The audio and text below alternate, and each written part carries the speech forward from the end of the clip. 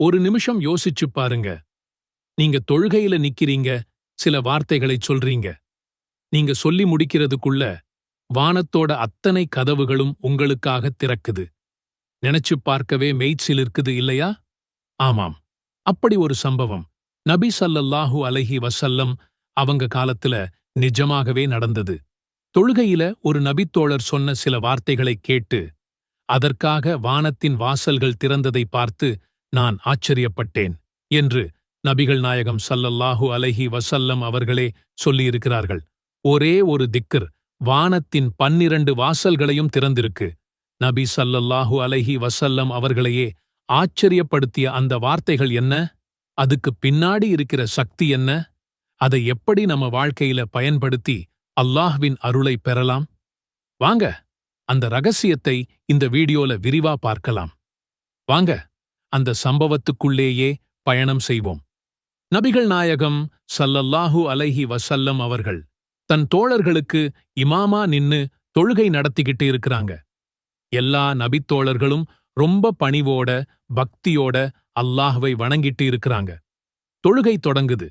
முதல் தக்பீருக்கு பிறகு எல்லாரும் மனசுக்குள்ள ஆரம்ப துவாக்களை ஓதிட்டு இருக்கிறாங்க. அப்போ அந்த கூட்டத்தில் இருந்த ஒருத்தர் கொஞ்சம் மூச்சு வாங்கினவராக ஓடி வந்து தொழுகையில சேர்றார். அவர் தாமதமா வந்திருக்கலாம், இல்ல வேகமா நடந்து வந்திருக்கலாம். தொழுகையில இணைஞ்சதும் தக்பீர் சொல்லிட்டு கொஞ்சம் சத்தமா சில வார்த்தைகளைச் சொல்றார்.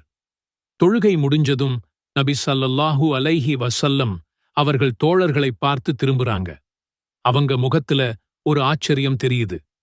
அவங்க கேக்குறாங்க, கொஞ்ச நேரத்துக்கு முன்னாடி சில வார்த்தைகளைச் சொன்னவர் யார்? சபையில ஒரு நிசப்தம். அந்த வார்த்தைகளைச் சொன்ன நபித்தோழருக்கு ஒரு சின்ன தயக்கம். ஒருவேளை தொழுகையில சத்தமா ஓதினது தப்போ? இல்ல நபி ஸல்லல்லாஹு அலைஹி வஸல்லம் அவங்க ஓதாததை நாம புதுசா சொன்னது பிழையோன்னு பயந்திருக்கலாம். அதனால அமைதியா இருக்கிறார். நபி ஸல்லல்லாஹு அலைஹி வஸல்லம் அவர்கள் மறுபடியும் கேக்குறாங்க, யார் அந்த வார்த்தைகளைச் சொன்னது? அவர் எந்த தவறான வார்த்தையையும் சொல்லவில்லை.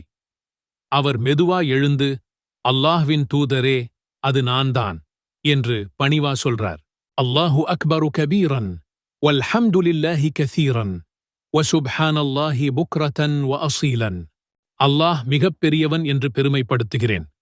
எல்லா புகழும் அல்லாஹ்வுக்கே உரியது என்று அதிகமாக போற்றுகிறேன்.